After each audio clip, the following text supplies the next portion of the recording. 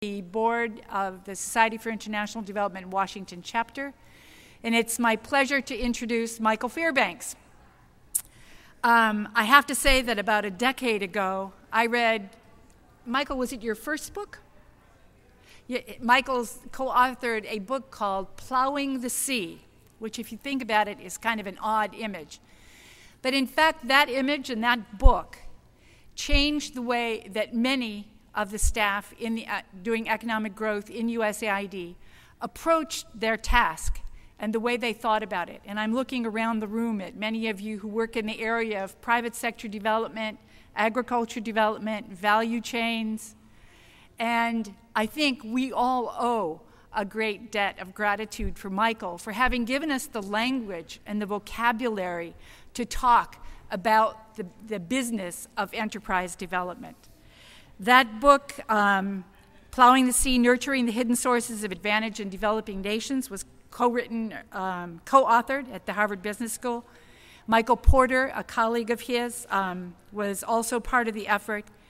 And now Michael Fairbanks has put out a new book called In the River They Swim, Essays from Around the World on Enterprise Solutions to Poverty. We heard today about the importance of poverty reduction. We heard today about, from the State Department, a pretty dramatic speech about departing or taking off from the Millennium Development Goals, the first one of which is to reduce hunger and poverty. So I think that this presentation this afternoon of these ideas on enterprise solutions to poverty will kind of pull that sort of philosophical commitment very much into the operational and the tactical. Michael has a number of the books here, and for those of you who have persisted this whole day, he will be willing to share them with you and to perhaps even sign them. He is currently working as the co-founder of a philanthropic foundation run by entrepreneurs whose strategy is to produce films, books, and original research to markedly increase the rate of diffusion of enterprise solutions to global poverty.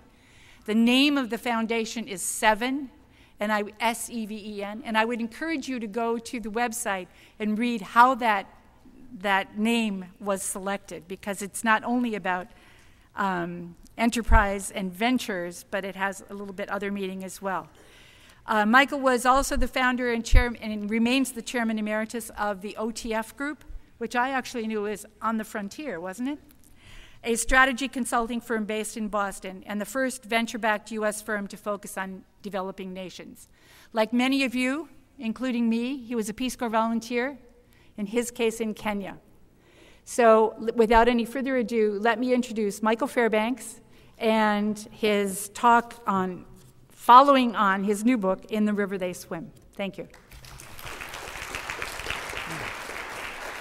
Thanks very much.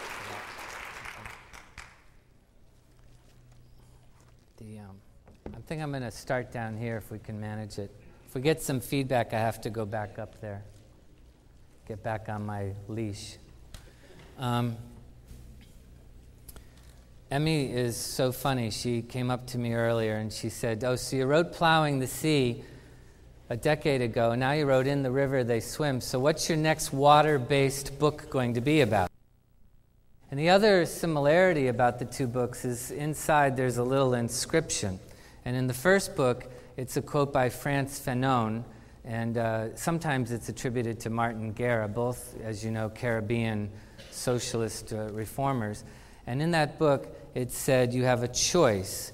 You can fall asleep to dream, or you can dream to change the world, which I thought was beautiful. And in this book, I also have something about sleep. It's sort of analogous to the sleep quote in the first one. It said, I was standing on a street in Lusaka about 10 years ago, and I was talking to Phyllis Pomerantz, whom some of you know was the country director for the World Bank in Zambia and Zimbabwe back then. And we were struggling about the country assistance strategy, and we just had a terrible meeting with the president, and the entire cabinet had shouted us down when we talked about HIV solutions, including one particular minister who died 3 months later from AIDS. And we were just completely defeated in ways that I'm sure all of you experience from time to time.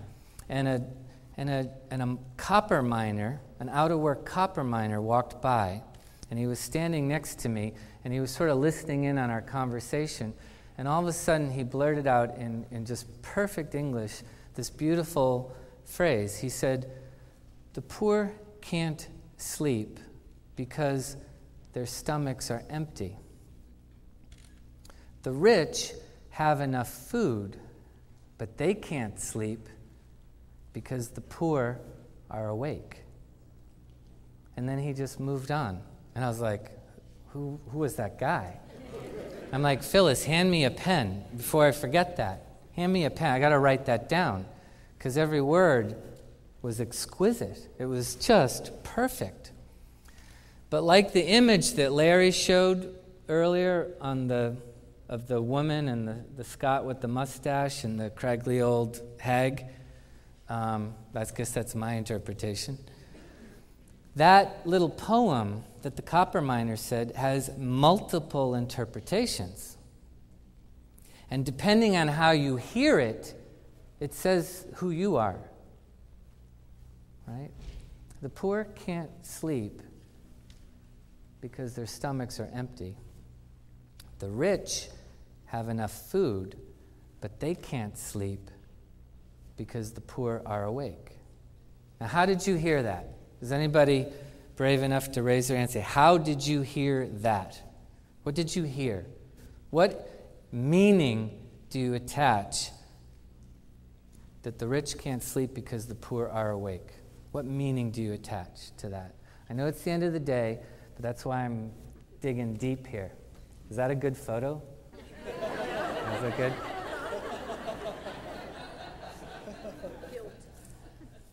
Beautiful. Guilt. It's a perfectly reasonable interpretation. The rich can't sleep because the poor are awake. So there's a conscience. And see, that says a lot about you. But who wants to be the bad guy here? Where's the other interpretation? Right there. Well, I see it as security versus development. Yeah, the poor are coming to get me. The poor have knives. The poor are hungry, and I don't know if I'm sufficiently protected. But that's what I loved about that phrase, you know. The rich can't sleep because the poor are awake. So we start to think, what are the ways we can get at this problem and solve both the conscience and the fear? Because that's really what we're all here to do, one or the other. Or maybe both, but there's actually nothing else. Well, there's 3 levels that we can approach this on. One is we can deal with organized abstractions. And I'm going to give you 8 portals into my reality. We could talk about, number 1, the macroeconomics of the situation. Stabilize, privatize, democratize, liberalize. I've just taught you everything you need to know about macroeconomics. Right? See, all the microeconomists laugh at that. Stabilize, privatize, democratize, and liberalize. Open up the economy, stabilize the economy, open up trade, decentralize decision rights, and make sure that productive assets are in control of shareholders. Okay? That's pretty much what we've been hearing for a while. It's actually right. The matter with that, all of our studies indicate that this type of behavior is correlated with productivity and growth and eventually prosperity of more and more people. But it's only one portal into our reality. A second portal would be microeconomics or business strategy. Firm-level competitiveness. Mike Porter would say, firms compete, not nations. Right? That the locus of attention for developing jobs and higher wages should be on the company. Because companies create jobs and pay taxes and build unique value propositions that are exported to demanding consumers for a high and rising price point, and then that price point comes back and you invest it in wages and the work environment and with shareholders. And hopefully these companies actually pay taxes, and then that gets invested in public goods, and future generations benefit. It's the microeconomic portal. Third one, the institutional portal. Douglas North, institutions are norms of behavior. Won the Nobel Prize for that. Rule of law, democracy, clusters of related and supporting industry, chambers of commerce, other civic organizations, institutions that are transparent, corruption-free, with clear metrics of performance, clearly distributed decision rights, and punishment and reward systems. That's all you need to know about institutional capital, the institutional school, right? And you know I'm being facetious when I say that's all you need to know. The basic factor school. Wealth is subsoil resources, location, sunshine, navigable rivers. Even some people might include migration systems of people. That's what Jared Diamond would say. That's what Soul would say. I think Jeff Sachs actually falls into this category quite a bit. Another school would be the cultural school. Larry Harrison, Culture Matters, remember that book? Banfield from the 50s, Weber, McClellan. Lots of people who say, all the other stuff is fine, but it's how people attach meaning to life. It's how what their identity is and how you recognize them. It's not only the culture that has to do with fashion and music and food and language, but it's the culture that suggests that how you attach meaning to things like competition, what your future orientation versus your past orientation is, and the levels of interpersonal trust, and this is Fukuyama, spontaneous sociability, those things matter. Because that's how you think compels how you behave. So we have the culture school. What ones am I missing so far? Micro and macro, culture and institutions, basic factors. What else are we missing? What? Money, the financial school. That in this case I fold under macroeconomics because they talk about the volatility of money supply, the velocity of money, international reserves, things like that. There's the knowledge portal. Paul Romer's notion of the idea gap. The fact that the Asian nations took off because of their willingness to import knowledge, modify it, make it useful, and do interesting things. Whenever the U.S. government sells a jet to the Israelis, they make it faster and more deadly because of their own knowledge skills. This is where Joe Stiglitz might lie with his notion of information asymmetry with regard to marketplaces. There's the human capital school, the human capital portal that says, and this is the greatest line ever written in the history of economic development. It's by Gary Becker, the Nobel laureate at Chicago. He says, the only investment with the possibility of infinite return is the investment in babies. Don't you love that? Yeah. Investment, for you hardcore quant ROI types, babies, for the soft power types. Investment in babies, only possibility for discontinuous leaps in productivity. How fantastic. So how many is that? 7? Well, we got micro, macro, culture, institutions, basic factors, knowledge, human. What? Spiritual is fantastic, but I fold that into the cultural school because it's how you attach meaning to life. It's how you perceive yourself. It's so much part of your identity. Okay? But I'm missing one. I'm forgetting it myself. Macro, knowledge, culture, institutions. What am I missing? I'm forgetting it. What? Politics is institutional. Technology is the knowledge capital. So all these sort of full... Military, that's everything, because that's institution, that's basic factors, right? Ecology is another cross-cutting subject that has all these components to it. Mike, what am I missing? Institutions, knowledge, human, macro, micro, basic, culture. No, the environment's cross. Oh, it is environment. It's the natural capital school. The having very similar to do with the basic factors. And it says basically that when you export these raw materials, that constitutes your wealth. But the problem with it is that when a nation competes by exporting its subsoil assets, what happens is it competes on the only dimension that it can, which is the dimension of price, because it has a highly imitatable strategy. But when you compete on price, you can't interfere with your logistics or your extraction costs. So what you do is you keep the only cost low that you have any control over. Exactly, labor.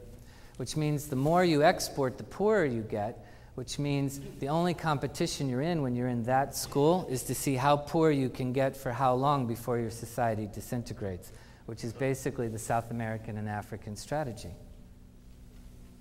So these are the portals, the schools of thought. Now, what's tragic about these is that they don't talk to each other hardly ever. It's very rare to find an integrated solution where someone will take the macro side, the institutional side, the firm level side, and put them together into a coherent strategy. There's lots of theories about this. Just our need for that next silver bullet. Remember when we were all just crazy about Hernando de Soto, institutional school? You know? Remember when all we thought that we had to do was to get, rule of law? So Nigeria did an American-style constitution. The Nigerian constitution is very, very similar to the U.S. Constitution. But it's so funny because Nigeria is not the same as the United States, after all. That's so funny, Why didn't that work, right? And the reason is because we just keep looking for the big one answer, and we won't do the integration. Why won't we do the integration? Because the academy in which all of us were trained, and especially the 6 colleges that matter, and don't ask what 6 are because you'll just be bummed out when I mention you went to the 7th or 8th. But all of their places are organized in silos. And the PhD, which is a 1,000-year-old system of apprenticeship, is designed to have the acolytes support the mentors and to innovate by about that much, usually by referring to the old guy on your committee, instead of doing original acts of innovative thinking. So that informs the World Bank and how it organizes, that informs how AID organizes, that informs how we organize our thinking. And in fact, you're penalized for integrative thinking. So that's my sort of talk on abstractions. I want to double-click on that level and go down one more level, which is, what's it like when you're really in the country and you're really with the leadership and you're talking to them? Most of us have met a couple of presidents. Probably all of us have had long meetings and work sessions with cabinet members. We can't swing a cat without hitting a deputy undersecretary, vice minister of nobody, sitting on an augahide couch who has some power over our lives, right? So we work with these people all the time. And it turns out that getting really, really close to them is a very interesting experience because we start to see we start to separate who they are in the press and in local mythology and who they really are. So, for example, again, Larry is Larry still here? Even Larry left me, gosh. Larry talked about the 6 blindfolded men feeling the elephant, right? Well, that's an old mythology that was literally written in Sanskrit. It's thousands of years old. And Rudyard Kipling made that famous when he wrote about it 120 years ago. And I had the opportunity to work with Nelson Mandela in the year leading up to his presidency.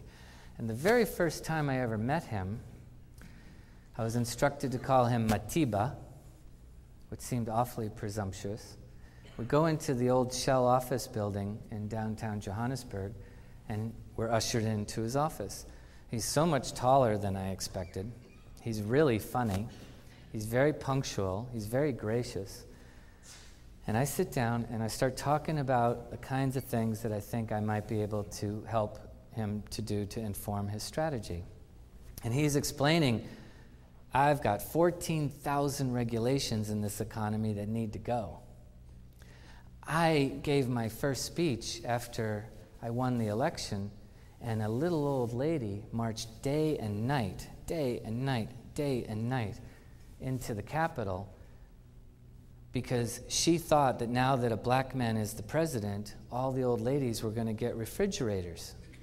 So she showed up at my door, Mandela says, to get her refrigerator. So he's telling me these problems one after one. Now, I was very nervous. I was a lot younger.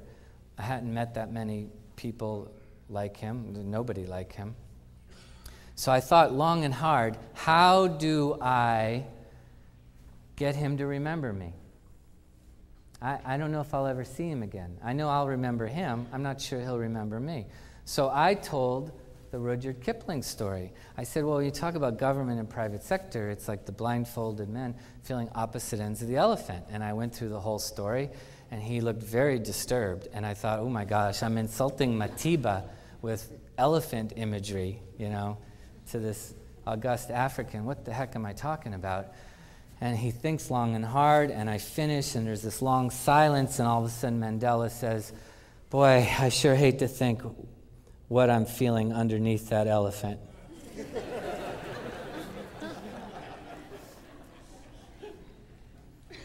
And the tension was broke.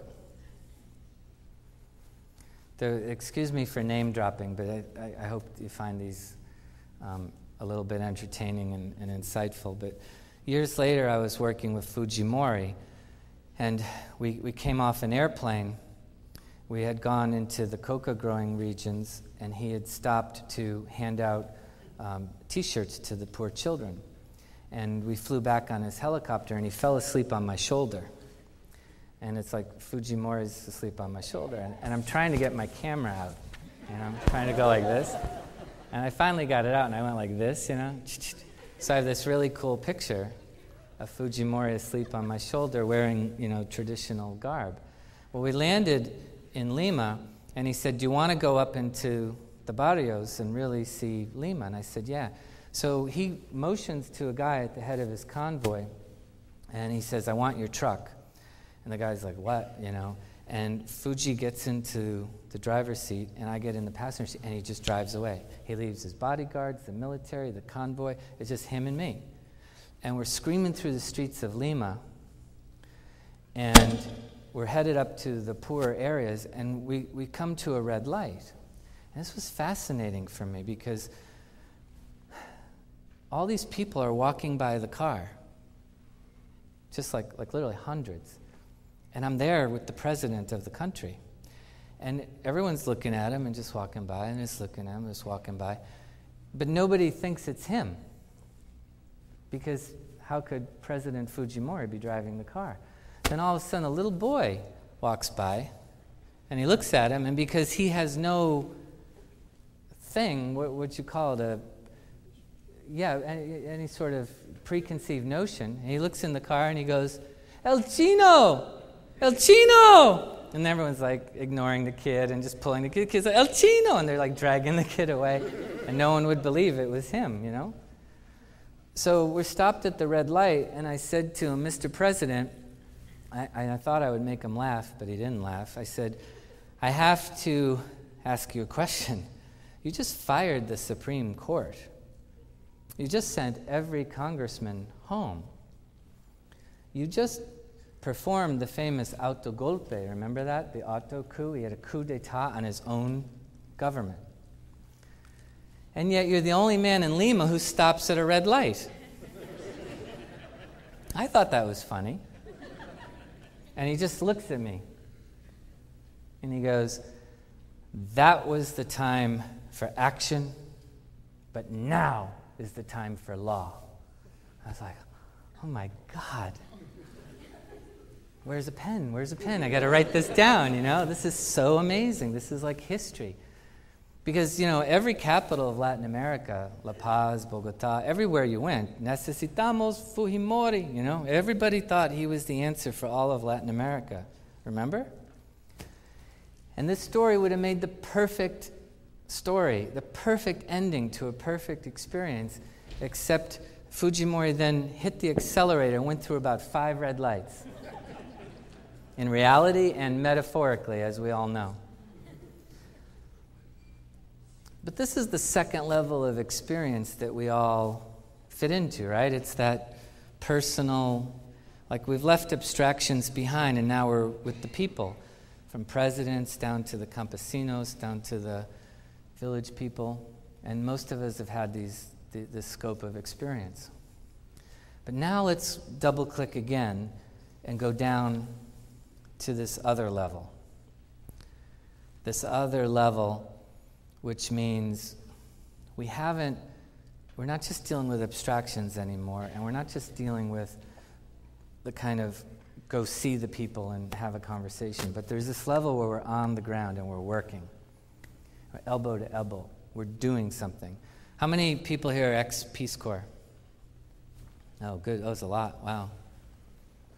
How many people speak an exotic language, not French or Spanish or whatever, but, some weird, language, and that you never get to use, and you wonder, what the hell did I study that for, right? Right? Horrible.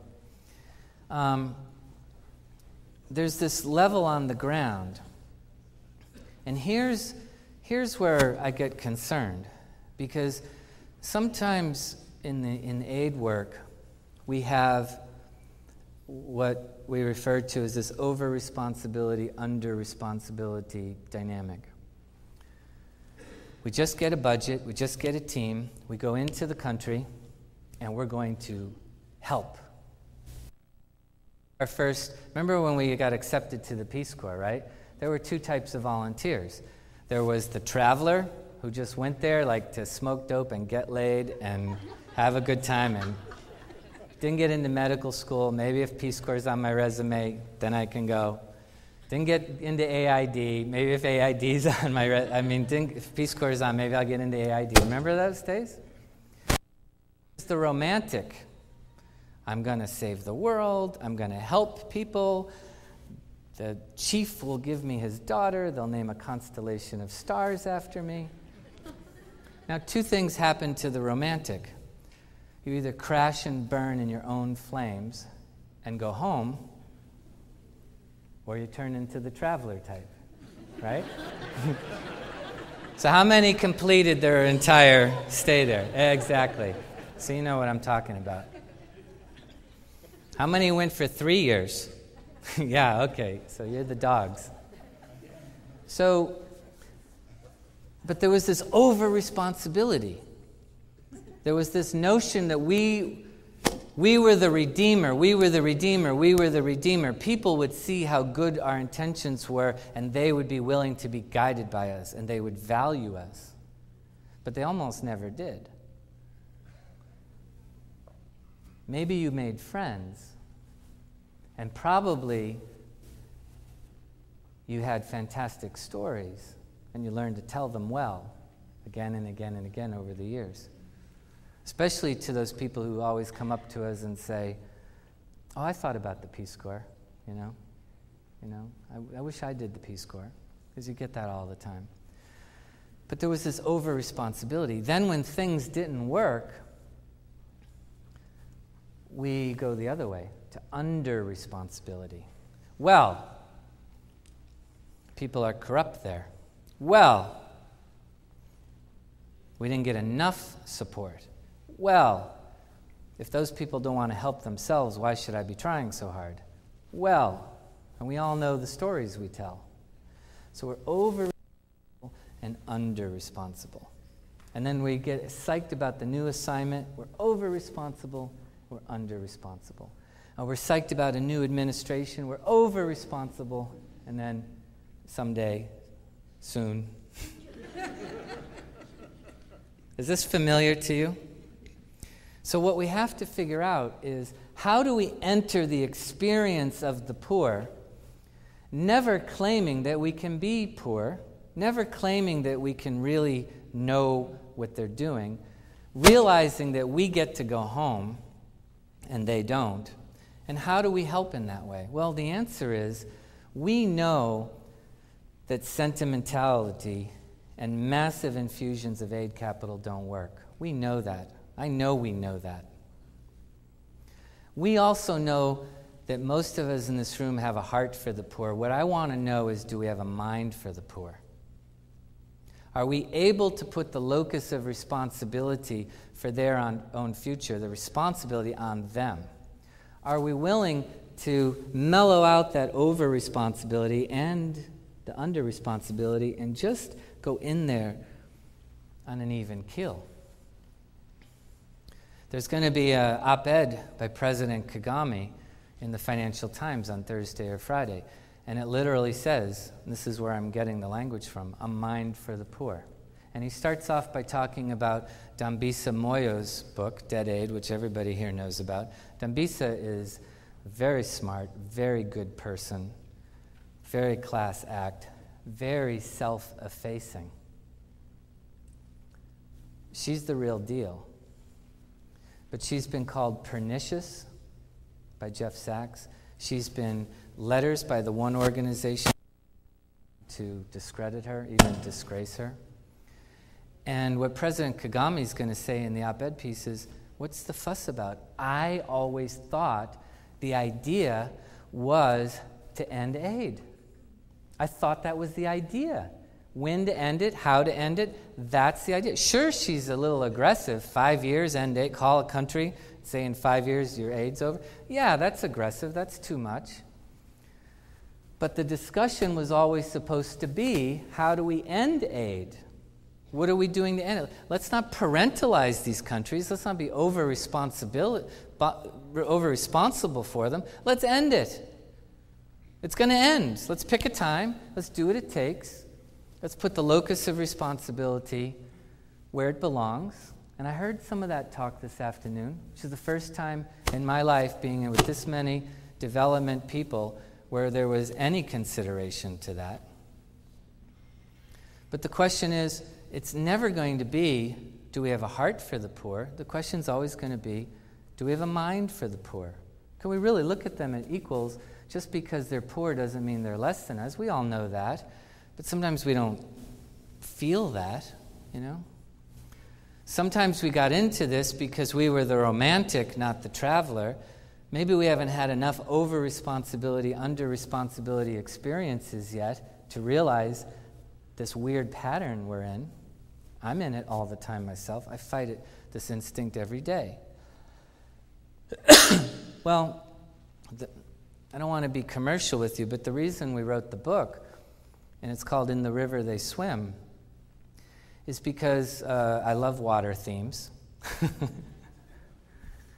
And because there's a Sufism, a very beautiful little story by an Islamic holy man, a Sufi, who says there are 3 ways to know something. There are 3 ways to know a river. You can study the topography of the river, read the encyclopedia about it, know its length, its width, how many cubic meters of water flows through it. You can read stories about it. You can look at it on video. You can deal with the river's abstractions. But the second way to know the river is to travel to the river. pay money, suffer hardship, and go sit on the bank of the river. Maybe put your foot in the river. But basically, you're there to observe the river. The birds that play over it, the flora, the fauna. But the Sufi says the best way to know that river is to take off your clothes, climb into the river, feel the temperature gradients alongside your body, mingle with the life in the river, taste a little bit of it, wonder for a while if you have the strength to swim the river. That's the highest level of knowledge that anyone can attain. Most of us started off in our development careers that way. We were inspired by one set of experiences or another, an exchange program, a Fulbright, a Peace Corps, whatever. And we were very much like that. And yet, as we've pulled back to become advisors to our opposites, or pulled back again to deal with abstractions, my 8 portals, we've forgotten that sense of what it's like to be in the river. Very many of us. I know I have. I know I fight that all the time, just to speak for myself. So the question is, how do we get down to that highest level of knowledge, but keep that perspective that allows us not to be the redeemer, not to be the romantic about it, but to be not to be over-responsible about it, but to get something done. How not to have just a heart for the poor, but also to have a mind for the poor. And the reason this is important is because with globalization crashing in on all of these countries, all these regions that we like, if not love, on our friends, on the people that we've been close to in these places, is that globalization, it's like this tsunami wave. It's crashing in on them. And if you're that much better than anyone else in globalization, just that much better, just an inch better, these massive asymmetric changes flow to you. But if you're average, or God forbid, a little bit worse than average, globalization just crushes you. And it turns out you could have been born in the last century from a poor family, poor village, bad family name, you died poor. If you were born in a rich village with a rich family name, you died rich. That was the 20th century. The 21st century is going to be a lot more aggressive, because you could be born poor in a poor village and die rich by educating yourself in timely action. And my favorite part is you could be born in the right family, in the right village, born rich, and die poor. I think the way those of us in development need to think about this, then, is how do we put the locus of responsibility for people's actions on themselves and help to shape and inform some of the choices they need to make? But they need to make these choices.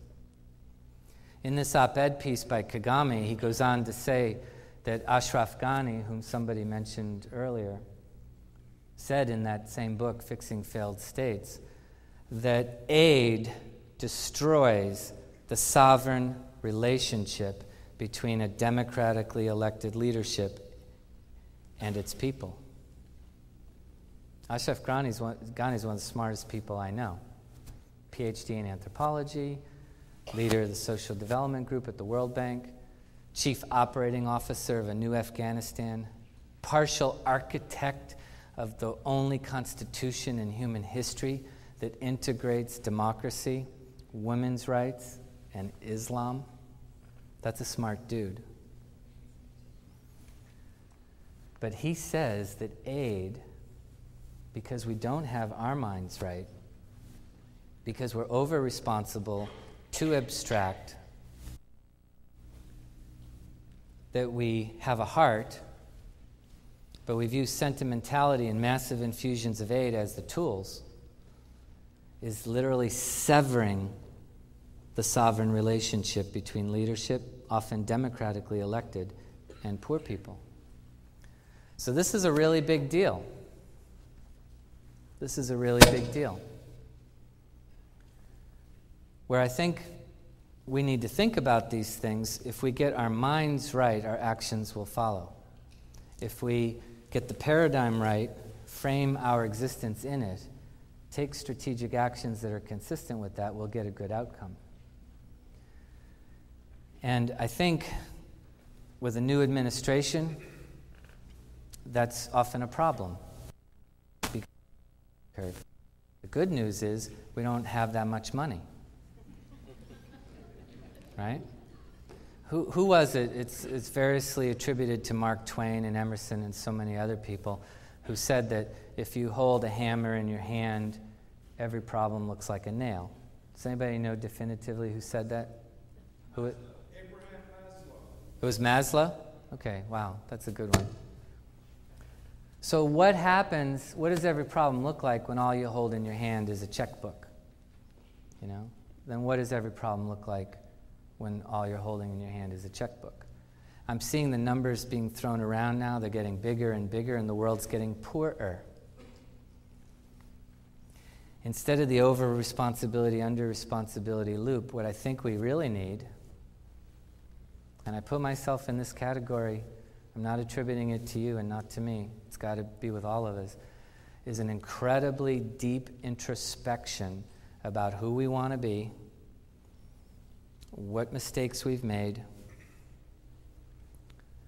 why we're doing this the way that we're doing it, what's really not working. And if we look at the empirical data, we see that the continent that received the most aid has gotten the poorest. The continents that have received the least aid as a percentage of their GNP have gotten the richest. I'm talking about India and China. The only two countries that are eradicating poverty at a reasonable rate have very low percentage of foreign NGOs, very low percentage of any kind of aid as a percentage of their total GDP. That's the issues we should be looking at. So thank you very much for your attention. You want to do that?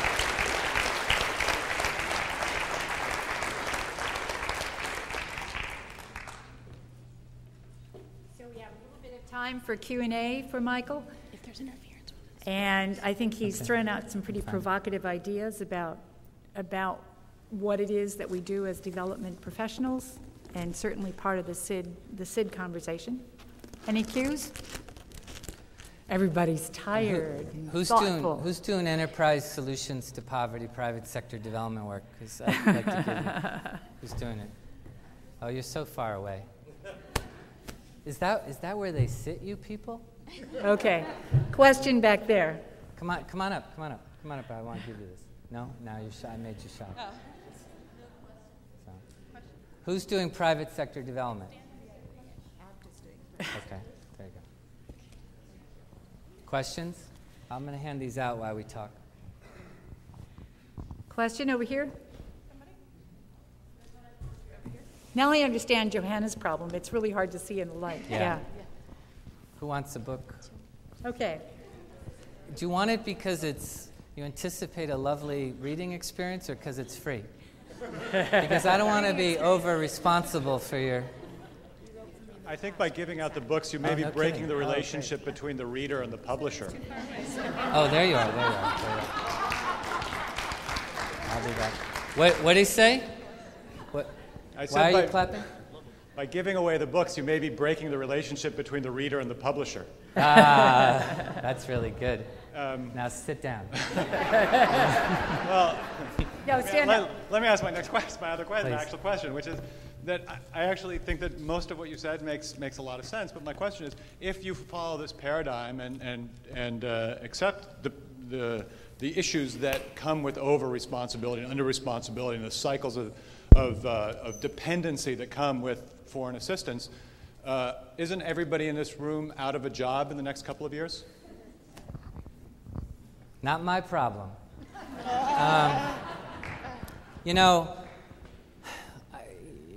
I think the real answer is that this is such a gargantuan effort in front of us that even if we do it right, all of us are assured of jobs for a long time.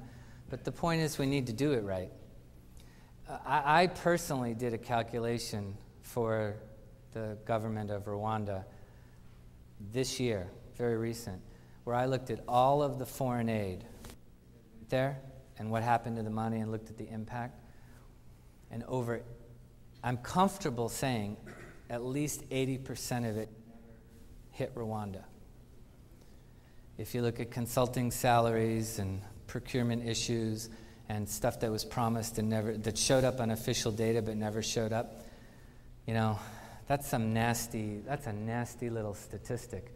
And I've never done that calculation anywhere else, but I saw enough of you nod when I said it to think that that's probably not abnormal. Oh, I want to give them out. Okay. Yeah, there we go. So I think there's plenty of work to do it the right way. I really do. Let me just go right in the back here, too. So. Other questions? We have one over there, Jennifer, and one back there. I hope you come back over here with those books, by the way. I'm Jennifer Brinkerhoff from George Washington University.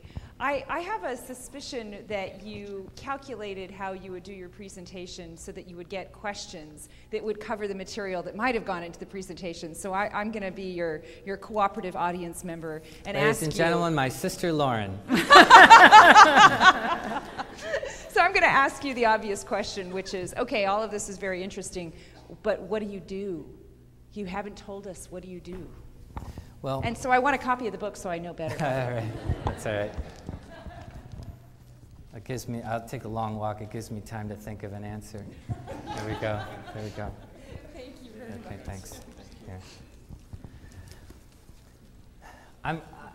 I think the thing to do is to, number one, be an integrator. There are these 8 schools, and they all have their own solutions. And I'm pretty sure that any one school is important and necessary, but not sufficient. So part of it is the integrated approach. It means macro and micro and institutional and human capital, knowledge capital, all that together at the same time into a country. I've seen it work. If you read from my biography, I'm a Rwandan citizen. And I've been working there for about 9 years straight. It's been my main focus. Wages in that country are up on almost 30% compounded annual growth basis in a landlocked country with no natural resources. Last year, it grew at 11.2% into a fourth quarter worldwide recession. How did they did it because Kagame is one of the 3 best African presidents ever. He's going down in history. And because he had an integrated approach. He decided that the silver bullet must be wrong. He decided there's a portfolio strategy, 8 different strategies. There's a legal, and under each one of them, there's a legal, administrative, and market aspect to it. So that gives you 24 cells, if you set it up, that have to work in concert. And no other country thinks that way. So part of it is be an integrator. The second part of it is screw the over-responsibility, under-responsibility attitude. Check yourself about what you're promising and what you can deliver. And remember, after 2 or 3 years, moving to the next country and blaming that country for its incompetence, it's not sufficient anymore. It's gotten friggin' serious. Poverty is correlated with terrorist activities. I don't care what anybody says. And poverty was correlated with the genocide in Rwanda. Rwanda declined in incomes for 5 straight years in a row before the genocide in '94 set itself off. So poverty matters to us. So it's time to do the deep introspection. So be an integrator. Forget the over-responsibility, under-responsibility. Don't have a heart for the poor. It's not sentimentality and massive infusions of aid. It's have a mind for the poor, work on venerating local wisdom, which many people mentioned today. not in those words, but they mention that sort of thing, which I love. Build cultures of innovation, integrative thinking, future orientation, high interpersonal trust, and look for ways to find sustainable competitive advantages. If you sell things right out of the ground for that low price, you have to keep wages low. Remember, the more you work, the poorer you get. That model has to be busted, you know? So, and if you read the book, I swear it's all in there. One minute. Okay, last question over here, Antonio. My name is Antonio Galloso. I'm going to go back there and give... Sure. I'm a refugee from USAID and State Department. A refugee from USAID. And I was actually one of the first members of the Cuban Peace Corps who came to this country. Nice. Foreign aid to Florida. But my question is this. This is going to be good already, I can tell. Thank you very much. You never mentioned in your very interesting talk the issue of moral hazard. Yeah. And there is another book called Aid as Imperialism that is very provocative. Right. And where is the connection there?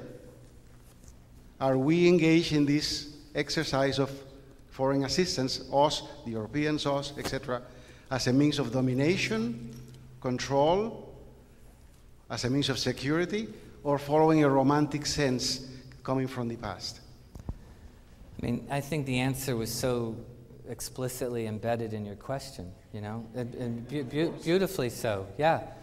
You know, I don't know how you're going to feel about this, but I worked with Castro for a while, too. I did, too. You did, too? I remember you. You were the bodyguard. Yeah. And let me tell you that story. I go there. I get called in to work with him by the Venezuelan trade minister, who's like his goddaughter. And I use my Irish passport. And I fly into Mexico and then fly to Cuba. And I'm told to sit in this guest house until Fidel calls. One day goes by, second day goes by. I'm like, what's going on here? Fidel sometimes calls people in the middle of the night, just be prepared. Okay, so I'm running every morning with this fat guy. And he's got bodyguards all around him. And we're running, and I could tell not to, I didn't recognize him, and I'm told, I'm not going to ask any personal questions, but he's there for medical care. He's praising Cuban medicine, Cuban community, Cuban education, all those things. And finally I get a call, come see Fidel. It's 2 o'clock in the morning. I show up in his office, which is like a college economics professor. It's Formica tables and blackboards, and they look like Slippery Rock State College in Pennsylvania, you know, except for, you know, the rhetoric on the walls. And none of the cabinet is there, and he's mad. So he gets on a cell phone, and he calls, and all 16 cabinet members show up in like 30 minutes. So they're sitting there, it's the middle of the night, and they literally go, like, start talking. So I'm talking, and they're very receptive, and they're writing down all these notes. And I say, and I'm getting really pumped, and I finally go, it's like 4 in the morning, I'm delirious out of my head, and I go, and the problem with classic socialism is the over-responsibility that the state has for the welfare of all the people, which dampens the spark of their own innovation. And all of a sudden I start getting heart palpitations because I'm thinking, what the hell am I doing? Fidel's over here scratching his beard like a Jesuit priest I had in college, you know, and everyone's looking at me and they're looking at each other, and I'm thinking, I'm in my Irish passport, nobody knows I'm here, it's the middle of the night, and I've just insulted the most pristine example of socialist enterprise, you know, in the world today. Carlos Laje gets up, the vice president, he comes over, he shakes my hand, he takes my hand in both of his, he goes, thank you for telling the truth. And then Fidel says, you've made 11 million new friends today. Now we know why Lajes was first. Yeah, this was about 8 or 9 years ago. So then I'm walking out, and Laje says to me, you know what, I need you to talk to one more guy. I need you to talk to Daniel Ortega, because he needs to hear this. And I'm like, look, I'm already in enough trouble. I don't need to go talk to the Sandinistas, wherever the hell they're hiding this week. And he goes, you don't need to go to Nicaragua. That's the guy you're running with every morning.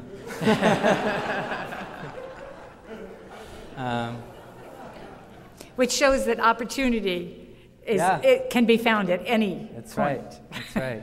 So sorry Okay. I wasn't responsive to your question, but you answered your own question so well. Anyway, I think we're done, right? Okay. Thank you, Michael. We're going to cut it off here.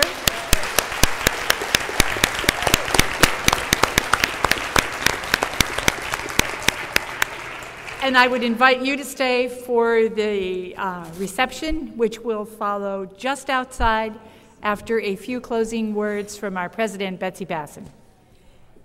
Thank you very much, Emmy. This will be just a couple of closing, really quick words. I'll say to Mike, thank you very much, and I'll give him one more water thing to say. My crazy language is Greek, and it was Heraclitus who said, "You never step in the same river twice."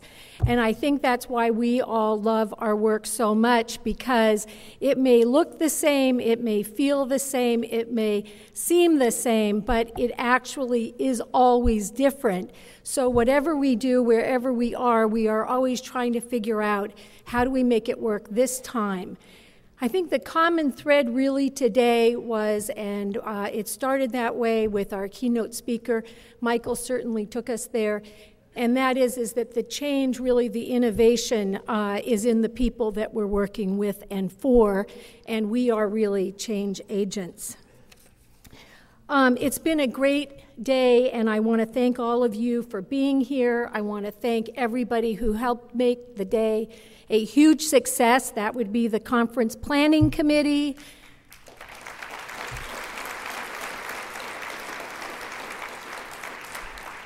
that would be the board, that would be the staff at SID Washington, that would be definitely our sponsors. Once again, we really thank you for your generosity. All of our individual members, you in the audience, you have been terrific. Thank you very much. Now, before you rush across the hall for the reception, I want you to just take a quick minute to fill out the evaluation form that you got in your recycled bag this morning. It's got a pink ticket on it. Please fill it out. There are boxes by the registration table. There are lots of SID staff and volunteers that can collect them. And most importantly, rip that pink ticket off that form before you hand it in, because that's what's going to get your first drink to be on SID. Again, thanks so much for coming. Please go and enjoy yourselves.